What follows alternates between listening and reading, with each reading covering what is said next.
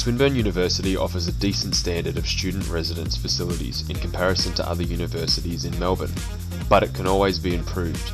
Based in the inner east suburb of Hawthorn, there is a limit to how far Swinburne can expand into surrounding areas to accommodate to the growth of the university.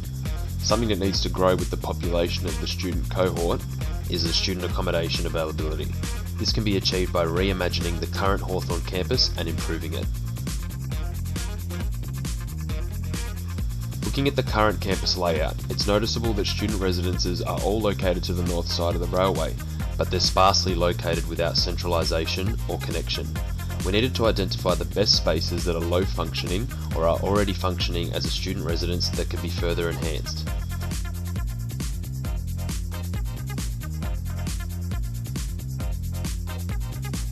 Locations that we chose to focus on were the existing student res buildings SPS and SPW.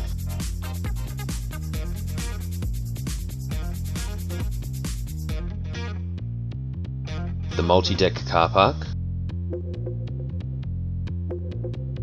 the car park next to Glenferrie Station, and claiming the Swinburne Community Childcare Centre on Park Street. Some precedents that we focused on for this project were the university dorms in Shanghai, La Trobe University's new north and south buildings, Precht Design's timber skyscraper modular homes, and Morris & Company's fab modular housing. Looking at available Swinburne data, there are approximately 34,000 full-time students enrolled. 24% are international onshore and offshore students, 14% of the cohort are from regional and remote areas, and of the whole cohort, there is only an equivalent of 2% of students that would have access to a room on campus. This is because at the moment there is only 607 rooms with an existing floor space of 12,000 square metres. We want to take this to 111,000 square metres to be able to accommodate to a minimum of the 14% of the student cohort representing the regional and remote area students. The average room cost per week is $305, meaning currently Swinburne accumulates approximately $7.89 million per year, assuming the accommodation is full. With our proposal to expand the campus's accommodation facilities, this annual revenue can be taken to up to $63.4 million in the long run.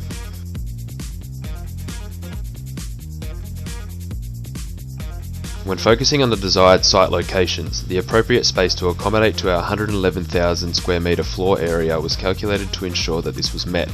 These areas are all close enough to each other to be linked at a completed building stage.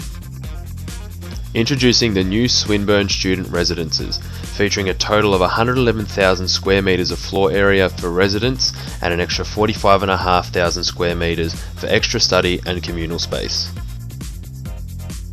Onto the interiors. In this development there has been single studio apartments included, as well as 3-bedroom shared units. The existing studio apartments are on average 16 square metres, and the new proposed studio apartments are 21 square metres. This allowed space for extra utilities like storage, kitchen and bathroom space.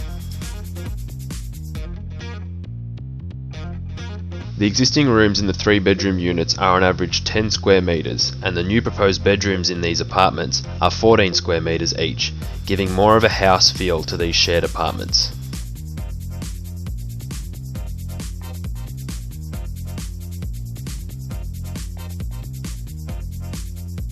The facade modules were developed to be able to be mass produced to be able to cover the facade easily and also match the internal floor plans of the student residences. This facade module is 9 metres by 9 metres, spanning 2 floors and allowing approximately 4.5 metres wide internally for an apartment to fit 2 behind it. This facade module is 9 metres by 4 metres to span only 1 floor level and still allowing 4.5 metres wide internally for an apartment fitting 2 behind it. The basic floor plan programming features apartments surrounding the perimeters of the building with the communal areas in the centre of each floor. On the top of each building, there is communal space with connections to the buildings that are closest to it.